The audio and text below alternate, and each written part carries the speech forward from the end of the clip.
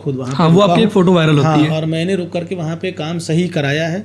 हाँ, ये भी सही बात है, वहाँ रिपोर्ट थोड़ी सी ख़राब उस समय आई थी कि हमारे कुछ अधिकारी कर्मचारी, ये हो सकता है कि वो लोग 24 घंटे से काम कर रहे थे तो थके हुए थे, तो वहाँ पे एक ही 2 कर्मचारी थे। लेकिन जब मैं गया, मैंने जो है चीफ इंजीनियर साहब से बात भी की, वहाँ पे अधिकारी कर्मचारी सब आए और बहुत बड़ी फॉल्ट थी। कई जगह पेड़ गिरे हुए थे आंधी और बारिश की वजह से, और 33 केवी लाइन फॉल्ट होने की वजह से भी वहाँ पे बड़ी दिक्कत थी। लेकिन उसको हम लोगों ने फुर्सतगंज से जुड़वाने का काम कर दिया। और हुआ क्या था कि पहले वहाँ से नसीराबाद का भी लाइन जुड़ा करती थी। तो हमने अभी क्या किया है कि जो छतो ब्लॉक वाला हमारा पावर सेंटर है उसको हमने फुर्सतगंज से भी जुड़वा दिया है 33 केवीए का, और नूरुद्दीनपुर से परसदीपुर होते हुए भी जुड़वा दिया। तो इन केस ऑफ अगर वहाँ से 33 केवी का जो है अगर नूरुद्दीनपुर से सप्लाई रुकती है तो वो तुरंत फुर्सतगंज से जुड़ जाएगा, और अगर फुर्सतगंज वाला गड़बड़ होता है तो वो नूरुद्दीनपुर से जुड़ा हुआ। क्या बात है। तो ये इधर की लाइन तो काफ़ी हद तक सुधर गई है।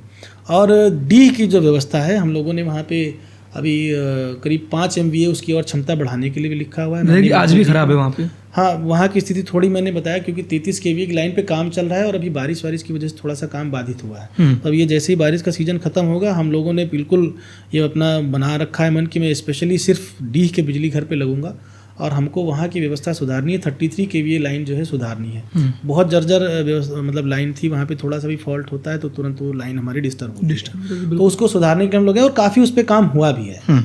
जी विधायक जी, जानना चाहेंगे कि हम अंसारी मोहल्ला जैसे मुस्लिम का जो एरिया है डी में, वहाँ पे अक्सर बारिश होते ही भर जाता है पानी, क्योंकि मुस्लिम का एरिया जो रहता है वो थोड़ा सा चपका हुआ एरिया है। तो वहाँ पे जैसे ही बारिश होती है गांठ गांठ पानी भर जाते हैं।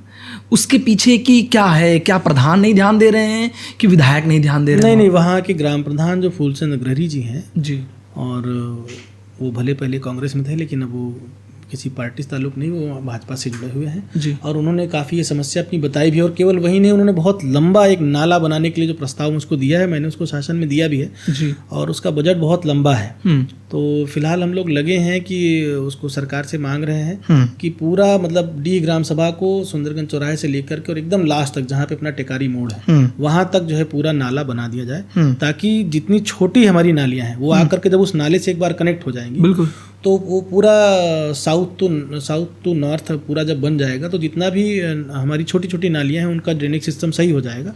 तो उस नाले के निर्माण के लिए हम लोग लगे हैं। मेरी विधायक निधि से पूरा नहीं पड़ रहा है वो, तो इसलिए हमने उसको शासन से मांगा है और हम कोशिश कर रहे हैं कि जिला पंचायत से भी हमने पैसा मांगा है। मैं तो अभी शासन में ये लिख करके भी दे चुका हूँ कि डी की घनत्व को देखते हुए वहाँ पे नगर पंचायत बनाई जाए। तो अगर नगर पंचायत बन जाएगा तो बहुत सारी चीज़ें सॉल्व हो जाएंगी, बट फिर भी चूँकि अभी वो ग्रामीण क्षेत्र है तो हमने जिला पंचायत से भी मांग की है कि वहाँ नाला बनाने के लिए बजट दे दिया जाए। और मैंने माननीय मुख्यमंत्री जी को भी बहुत पहले भी लिख करके दिया था और मुझे उम्मीद है कि बहुत जल्दी ही वो एक बढ़िया एक अच्छा बड़ा नाला वहाँ बनवाने के लिए हम लोग कार्यरत हैं और वो सक्सेस भी होंगे हम लोग उसमें। जब ये हो जाएगा तो वो समस्या बिल्कुल। विधायक जी, किसानों की समस्या पे आते हैं। चकबंदी ऑफिस में भ्रष्टाचार और फसल की इतनी समस्या कि किसान जा रहा है गोदाम पे तो उसको खाद नहीं अवेलेबल हो पा रही है।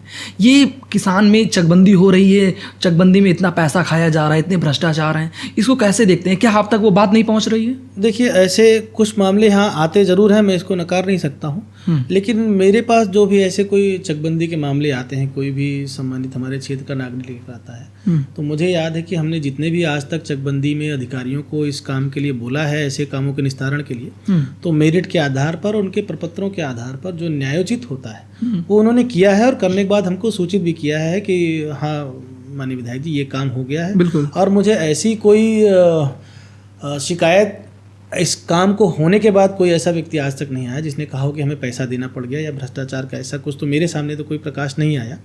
रही बात खाद की, तो खाद की आप भी जानते हैं, हम भी जानते हैं कि खाद की स्थिति पहले क्या हुआ करती थी, और जहाँ भी कभी ऐसी कोई शिकायत आती, खाद की कमी की लोग बात करते, तो हम लोग जिले स्तर पर डीएम साहब से और कोऑपरेटिव में आरओ साहब से बात करके आरएमओ साहब से हम लोग पूरा कराते हैं उसको। हाँ, कभी कभी किल्लत हो जाती है। जैसे होता क्या है कि मेरा